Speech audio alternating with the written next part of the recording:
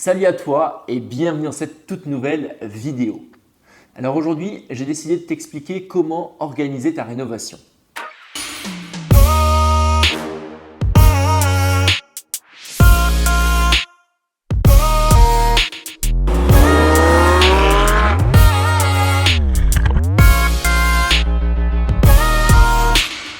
Donc je te rappelle, avant de te lancer dans une rénovation, prépare bien ton chantier. C'est-à-dire que tu fais des plans, tu choisis tes matériaux, tu prépares vraiment bien l'organisation de ta rénovation.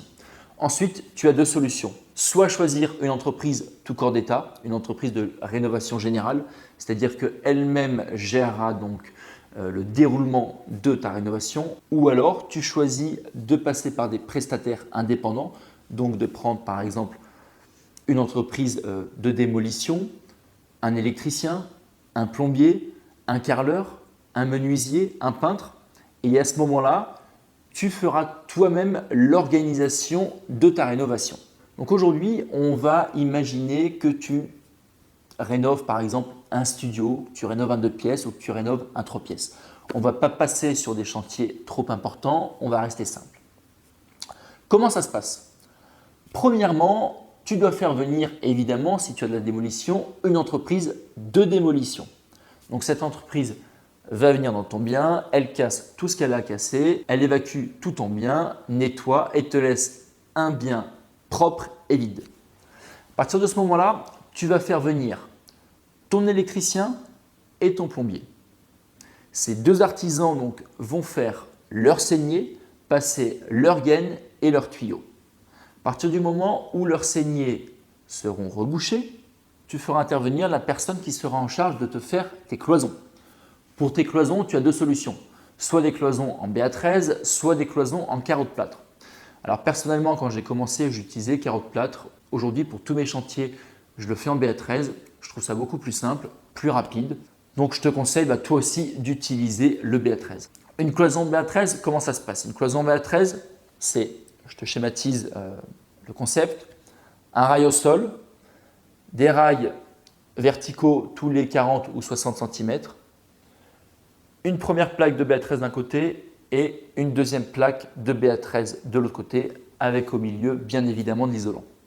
Donc l'idée c'est quoi? L'idée c'est de faire, on appelle ça qu'une seule peau de cloison, c'est-à-dire que ton artisan, ton plaquiste viendra poser donc son rail au sol, ses montants et il fermera qu'une seule partie de la cloison. À partir de ce moment-là, tu referas venir donc ton électricien et ton plombier qui, eux, feront passer à travers cette cloison leurs gaines et leurs tuyaux. À partir du moment où ces cloisons seront fermées, tu feras intervenir donc la personne en charge de te faire les enduits et les joints. Tu auras donc un bien qui sera prêt à peindre. Évidemment, de temps en temps, l'électricien et le plombier devront intervenir pour sortir leurs gaines, poser leurs boîtes, sortir leurs alimentations, sortir leurs évacuations d'eau. Alors une fois que tu as tes enduits faits, tu as ton sol parfaitement linéaire, fais venir un peintre qui te fera donc la première couche d'impression. Après la première couche d'impression viendra ton sol, soit carrelage, soit parquet. Alors ensuite, il y a plusieurs choix.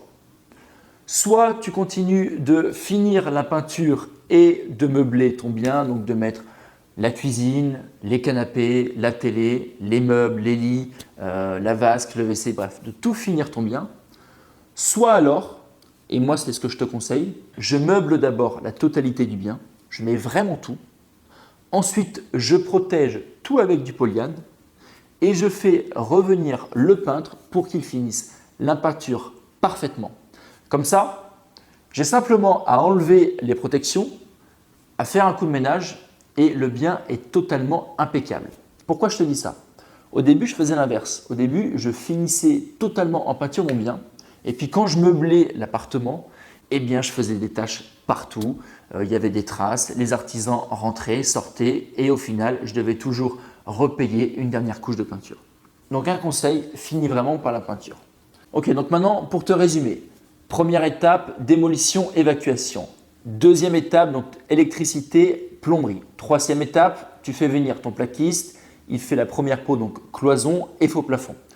Quatrième étape, l'électricien et le plombier reviennent afin de faire passer donc leurs gaines, leurs tuyaux dans les cloisons. 5e étape, donc fermeture des cloisons. 6e étape, enduit total de l'appartement. 7e étape, première couche d'impression. 8e étape, tu meubles la totalité de ton bien. Et 9e étape, tu finis la peinture. En respectant donc cet ordre-là, tu verras que ta rénovation devrait très bien se passer. Alors évidemment, c'est un ordre global. Tu dois l'affiner donc avec chacun de tes prestataires, mais tu verras que dans 90% des cas, ta rénovation se passera comme ça. J'espère que cette vidéo t'a plu. J'espère que cette vidéo t'aidera donc à gérer ta future rénovation.